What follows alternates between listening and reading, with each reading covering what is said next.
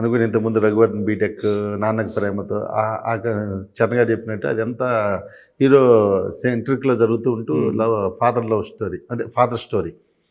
ఇది మాత్రం తండ్రి కొడుకుల ఆ ఎమోషన్ జర్నీలో మీరు ఏదైతే ఆడవారికి మాటలు అద్దారు వేరులో చూశారో, ఒక తండ్రి కొడుకు ఎమోషన్ని ఎలా క్యారీ ఫార్వర్డ్ చేస్తూ ఉంటాడు.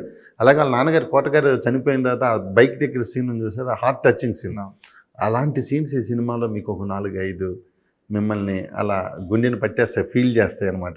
డెఫినెట్లీగా ఆ టైంలో మన ఫాదర్ ఎమోషన్ మనం కనెక్ట్ అవుతాం.